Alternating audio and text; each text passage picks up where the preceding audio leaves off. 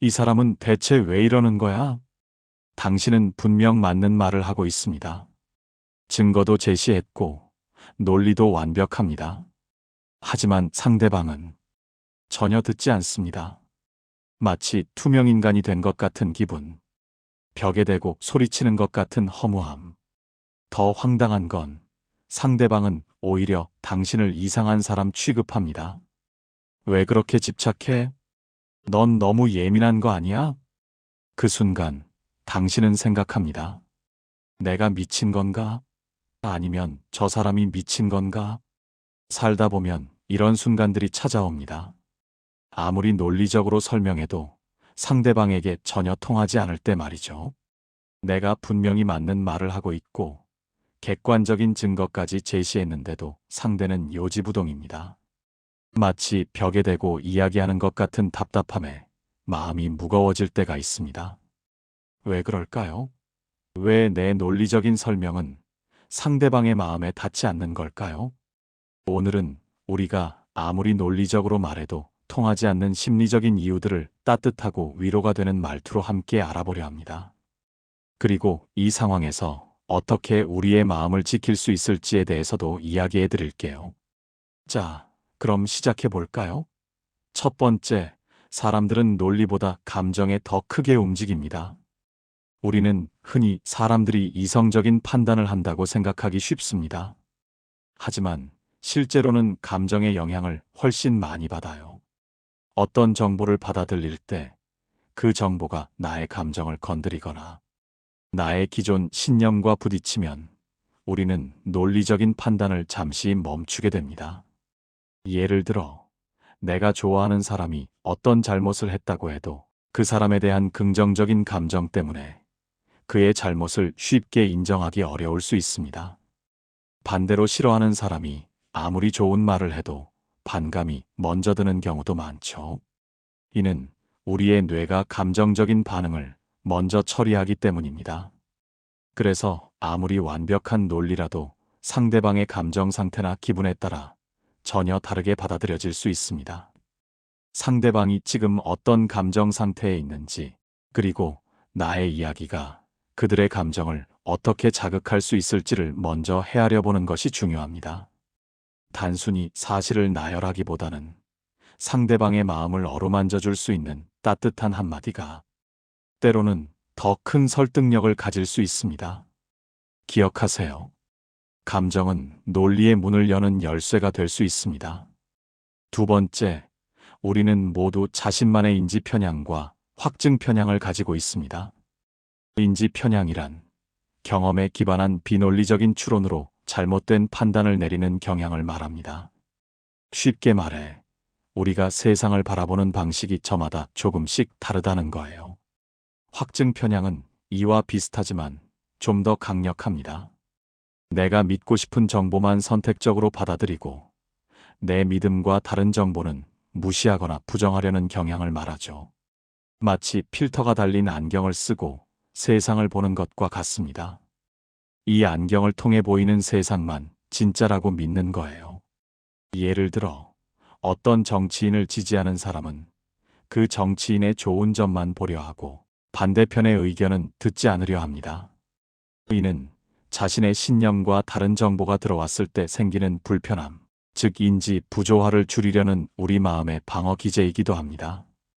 자신의 믿음을 바꾸는 것은 생각보다 매우 힘든 일입니다.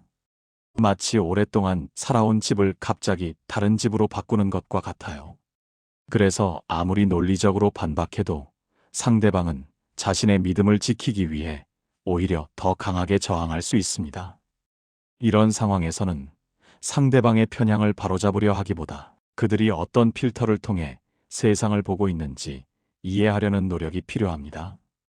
당장 그들의 생각을 바꾸려 하기보다는 천천히 다른 관점도 있음을 부드럽게 제시하는 것이 더 현명한 방법일 수 있습니다. 세 번째, 상대방은 논리적인 오류를 발견하지 못하거나 인정하지 않으려 합니다.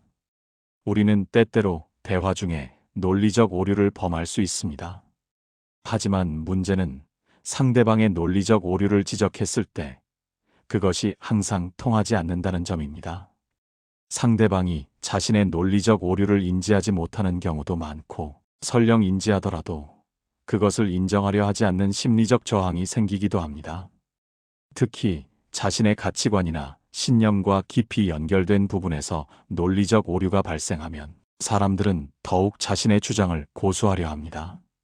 예를 들어, 원래 그래왔으니 앞으로도 그렇게 해야 한다는 자연주의적 오류는 많은 사람들이 무의식적으로 범하는 오류입니다. 이런 오류를 지적하는 것은 상대방에게 당신이 틀렸다고 말하는 것과 같아서 자존심을 건드리고 반발심을 불러일으킬 수 있습니다. 상대방의 논리적 오류를 짚어주기 전에 그 오류가 상대방에게 어떤 의미를 가지는지 한 번 더 생각해 볼 필요가 있습니다. 때로는 직접적인 지적보다 상대방 스스로 생각해 보게 만드는 질문이나 다른 관점을 제시하는 방식이 더 효과적일 수 있습니다. 중요한 것은 상대를 꺾는 것이 아니라 함께 더 나은 이해에 도달하는 것이니까요. 네 번째, 관계와 신뢰가 논리보다 앞설 수 있습니다. 아무리 뛰어난 논리라도 그것을 전달하는 사람이 신뢰할 수 없는 인물이라면 설득력을 잃게 됩니다.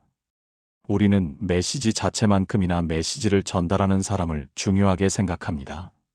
화자의 전문성, 평판, 도덕성, 그리고 가장 중요한 선의가 설득에 큰 영향을 미칩니다. 예를 들어, 아무리 좋은 정보를 담은 보고서라도 내가 싫어하는 상사가 발표하면 귀에 잘 들어오지 않을 수 있습니다.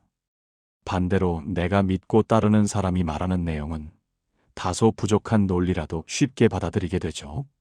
특히 우리나라는 관계 중심의 문화가 강합니다.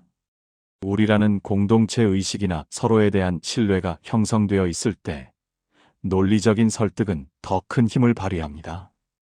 그래서 상대방을 설득하려 할 때는 내가 그들에게 얼마나 신뢰받고 있는 사람인지 되돌아보는 것이 필요합니다. 일방적으로 내 의견을 주장하기보다는 상대방에게 조언을 구하거나 그들의 의견을 먼저 경청하는 태도가 관계를 더욱 돈독하게 만들고 결과적으로 나의 설득에 긍정적인 영향을 줄 수 있습니다. 진심으로 상대방을 위하는 마음이 전해질 때 논리는 비로소 빛을 발할 수 있습니다. 다섯 번째, 사람들은 변화에 저항하고 기존의 믿음을 합리화하려 합니다. 새로운 정보를 받아들이고 자신의 생각을 바꾸는 것은 에너지가 많이 드는 일입니다. 그래서 사람들은 익숙한 것을 유지하려 하고 자신의 기존 믿음과 다른 정보가 들어왔을 때 불편함을 느낍니다. 이것을 인지 부조화라고 합니다. 이 불편함을 해소하기 위해 사람들은 자신의 기존 믿음을 합리화하거나 새로운 정보를 무시하거나 왜곡하는 경향을 보입니다. 예를 들어, 내가 오랫동안 믿어온 방식이 잘못되었다는 증거가 나와도 그것을 인정하기보다는 이것만 그런 거야, 다른 부분은 다 맞아라며 자신의 믿음을 지키려 합니다.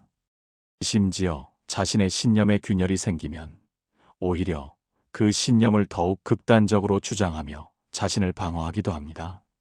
이런 자기 합리화와 저항 때문에 아무리 명확한 논리라도 상대방에게는 그저 불편한 소음으로 들릴 수 있습니다. 상대를 설득하는 것은 마치 오랫동안 굳어진 길을 새롭게 닦는 것과 같습니다. 이 길을 바꾸는 것은 시간과 노력이 필요하며 때로는 상대방 스스로 새로운 길의 필요성을 깨달을 때까지 기다려야 할 수도 있습니다. 인내심을 가지고 상대방의 변화를 촉구하기보다는 그들이 스스로 변화의 필요성을 느끼도록 돕는 것이 중요합니다. 여섯 번째, 때로는 침묵이 가장 강력한 메시지가 됩니다. 말이 통하지 않는 상대에게 우리는 더 많은 말을 쏟아내며 설득하려 합니다. 하지만 쇼펜하우어는 이런 상황에서 침묵이야말로 가장 강력한 무기라고 말했습니다. 상대방이 아무리 억지를 부려도 그 논리에 일일이 반박하며 에너지를 소모하지 마세요. 당신의 소중한 생각과 에너지가 그저 흙탕물 싸움에 휘말리지 않도록 지켜내야 합니다. 상대가 말도 안 되는 주장을 펼칠 때 굳이 그들의 잘못을 지적하려 들지 마세요. 그렇게 생각하실 수도 있겠네요 하고 짧게 답하거나 그저 조용히 듣고만 있는 것이 오히려 상대방에게 더 큰 당혹감을 줄 수 있습니다. 이 침묵은 단순한 포기가 아닙니다. 그것은 나는 당신과 같은 수준으로 내려가지 않겠다는 품위 있는 거절의 표현이자 당신의 귀한 시간을 지키는 지혜로운 방법입니다. 당신의 마음은 쓰레기통이 아닙니다. 남들의 배설물 같은 억지 주장을 받아주지 마십시오. 침묵을 통해 당신의 품위를 지키고 불필요한 논쟁에서 벗어나세요. 마지막으로 당신의 마음을 보호하는 것이 가장 중요합니다. 오늘 우리는 아무리 논리적으로 말해도 통하지 않는 여러 심리적인 이유들을 살펴보았습니다. 논리보다 감정이 앞서고 자신만의 편향에 갇히며 변화에 저항하고 때로는 관계와 신뢰가 부족해서 우리의 이야기가 닿지 않을 수 있다는 것을 알게 되었습니다. 이런 상황에서 가장 중요한 것은 무엇보다도 여러분의 마음을 지키는 것입니다. 말이 통하지 않는 사람들과 억지로 싸우며 에너지를 소모하는 것은 우리 자신을 갉아먹는 일입니다. 그들의 생각을 바꾸려 애쓰기보다는 그들이 왜 그렇게 생각하는지 이해하려 노력하고 때로는 그들의 관점을 존중하며 거리를 두는 지혜가 필요합니다. 모든 사람을 논리적으로 설득할 수는 없습니다. 그리고 그럴 필요도 없습니다.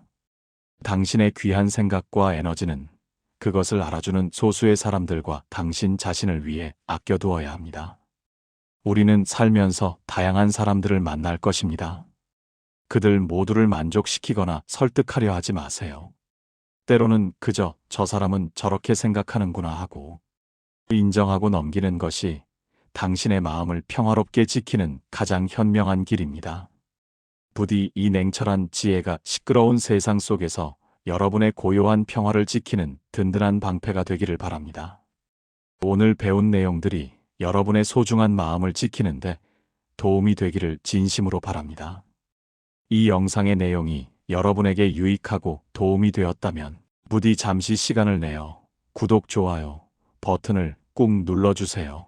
여러분의 소중한 의견이나 이 영상에 대한 생각 혹은 여러분만의 흔들리지 않는 삶에 대한 경험이나 노하우가 있다면 댓글로 자유롭게 공유해 주시면 감사하겠습니다. 여러분의 댓글 하나하나가 다른 많은 이들에게도 큰 영감과 용기가 될 수 있습니다. 여러분의 행복한 삶을 금빛 철학이 기원합니다.